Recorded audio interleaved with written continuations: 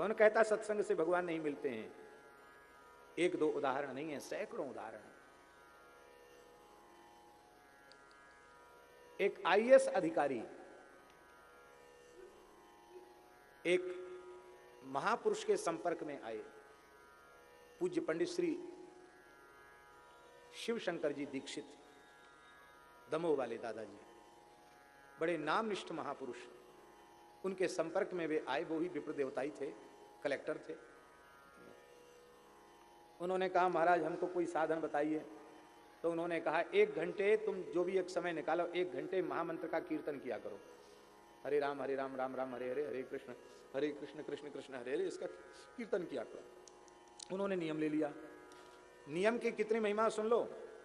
नियम के ऐसे पक्के थे वो कि वो 1 घंटा ठीक समय से, शाम को 6 से 7 1 घंटा वो कीर्तन करना।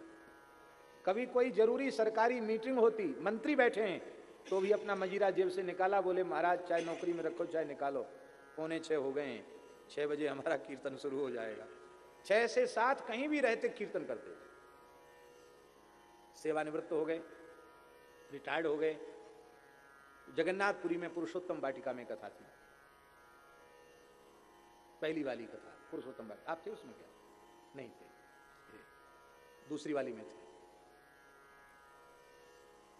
तो दास की कथा चल रही थी और हमारी कथा लेट लपेट हो जाती है,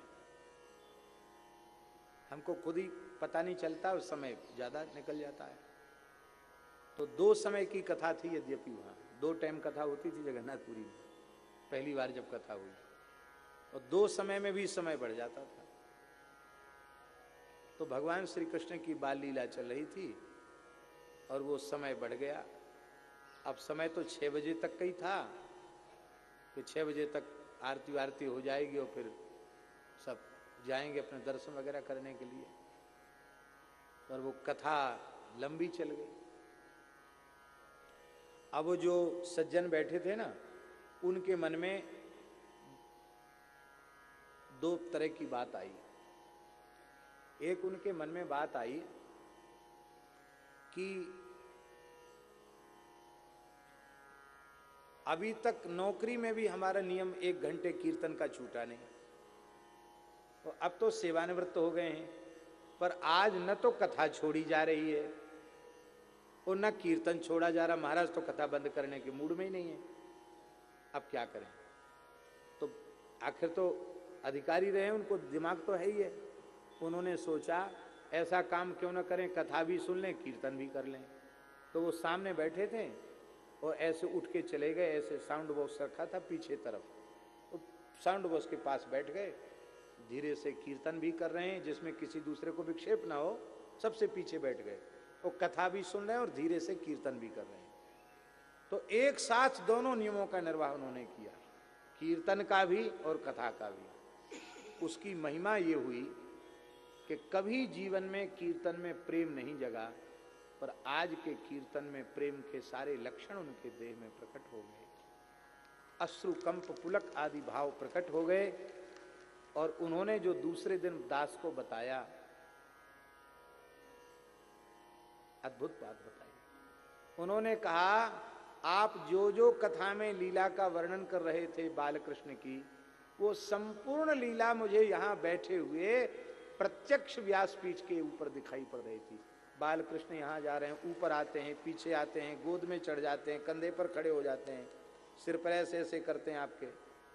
एकदम ठाकुर जी बाल लीला कर रहे हैं।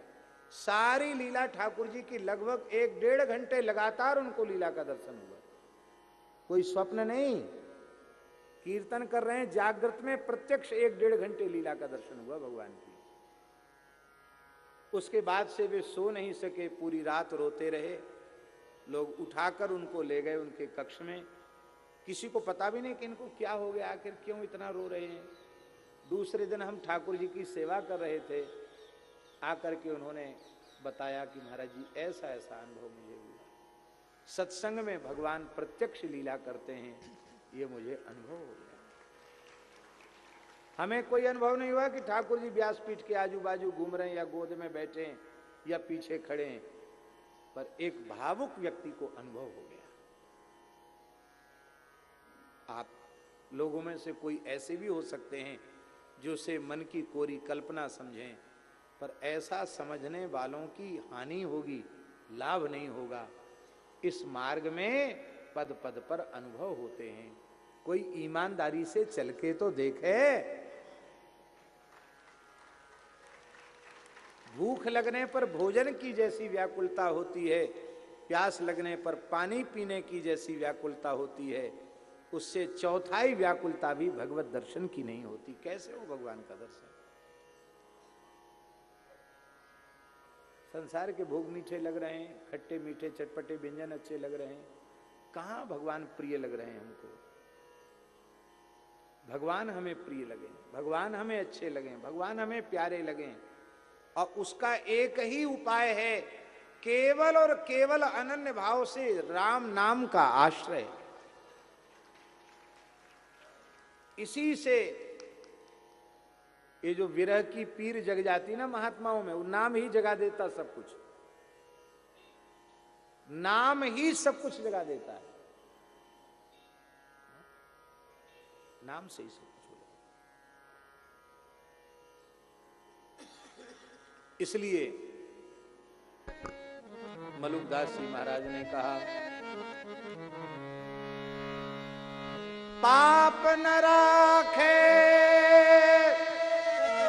देह में, जब सुमिरन करिए। आज सुमिरन की परिभाषा बताइए आपने। पाप न राखे देह में, जब सुमिरन करिए। एक अक्षर के कहत ही भवसागर तरिए। और फिर एक ही अक्षर तो रह जाता है, रोम रोम हर ठोर से भाई, रोम रोम हर ठोर से भाई। ररंकार धुनि होए सदाई, ररंकार धुनि होए सदाई।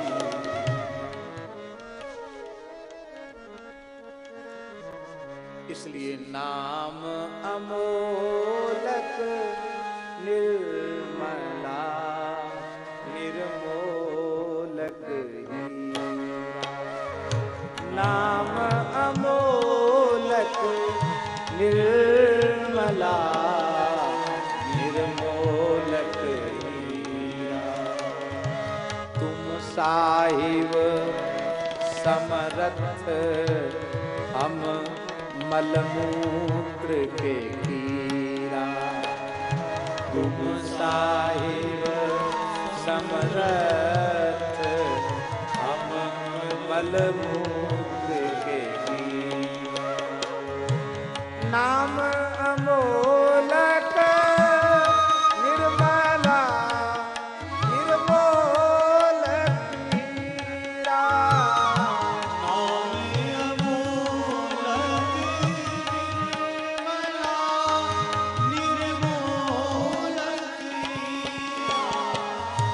पाप न राखे देह में, जब सुमिरन करिए।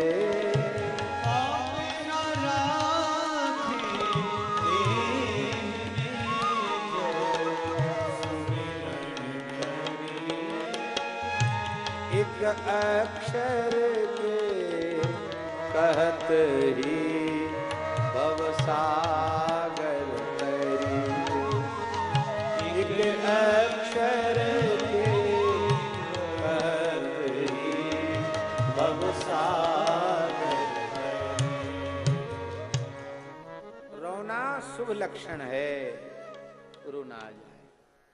देखो, यदि भजन के मार्ग में आगे बढ़ना चाहते हो तो इतने दोषों का, रोना शुभ लक्षण है, रोना आ जाए। देखो, यदि भजन के मार्ग में आगे बढ़ना चाहते हो तो इतने दोषों का प्रतिज्ञा पूर्वक त्याग कर दो। यदि ईमानदारी से परमार्थ के पथ पर आगे बढ़ना चाहते हो तो ऐसे ही बखत काटना हो, गुजर बसर करनी हो, भेष के सहारे केवल पेट ही भरना हो तो हम भर ही रहे हैं, पेट देख ही रहे हो। नारायण हरि भजन में ये पांचों न सुहात, विषय भोग, निद्रा, हंसी, जगत प्रीति और बहुबात।